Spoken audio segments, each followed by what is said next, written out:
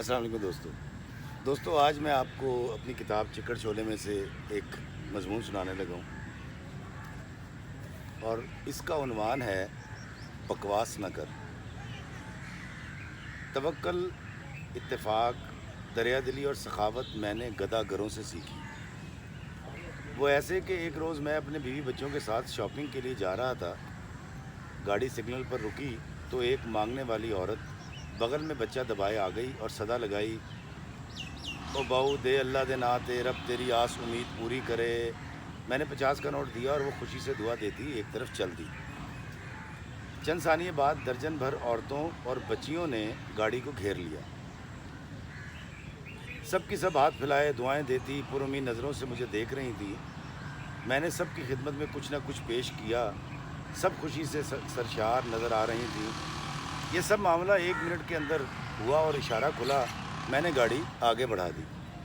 میری بیوی خفگی کا اظہار کرتے ہوئے بولی، جانتے ہیں جب آپ نے پہلی منگتی کو پیسے دیے تھے تبھی مجھے معلوم تھا کہ اب یہ دوسروں کو جا کر بتائے گی، اور دیکھ لیں ویسے ہی ہوا۔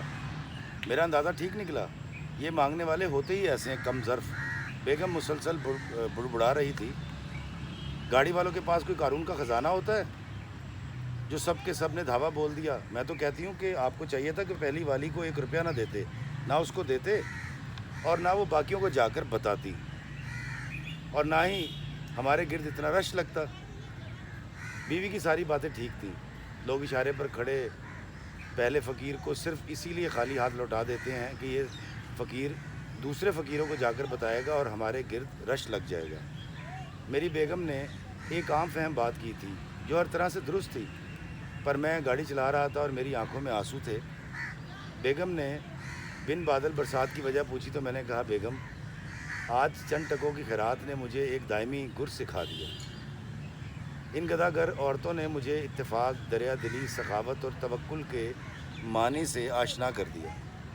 بیگم نے حیرانی سے میری طرف دیکھا، یہ کیا کہہ رہے ہیں آپ؟ میں نے اس بات میں سر ہلایا، ٹھیک کہہ رہا ہوں۔ میں نے کہا، ہمارے شوبز میں عام پریکٹس ہے کہ جب کسی بھی ایکٹر کو کوئی پروڈیوسر کاسٹ کرتا ہے تو وہ ایکٹر کبھی بھی دوسرے ایکٹر کو نہیں بتاتا کہ فلاں پروڈیوسر کاسٹنگ کر رہا ہے، تم بھی جاؤ مل لو، کام لے لو۔ روزمرہ زندگی میں بھی اگر ہمیں کوئی سہولت کہیں سے مل جائے تو ہم اپنے دوستوں اور رشتہ داروں کو نہیں بتاتے، اکیلے فائدہ اٹھاتے ہیں۔ ہمارا توکل کمزور ہوتا ہے، ہمیں لگتا ہے کہ اگر کسی اور کو بتایا تو ہمارا کام بگاڑ دے گا۔ ہم بھول جاتے ہیں کہ دینے والی ذات اللہ کی ذات ہے، میرا نصیب کوئی نہیں چھین سکتا۔ یہ سب ہمارے نفس کی چالاکی ہے۔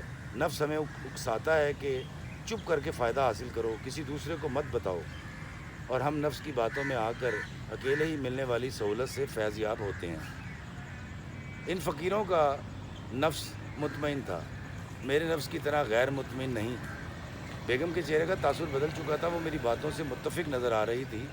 میرے بچے حیرانی سے میری باتیں سن رہے تھے۔ اس دن وہ منگتی فقیرنیاں مجھے خوشی کا ایک انمول راز چند روپوں کے عوض سکھا گئیں۔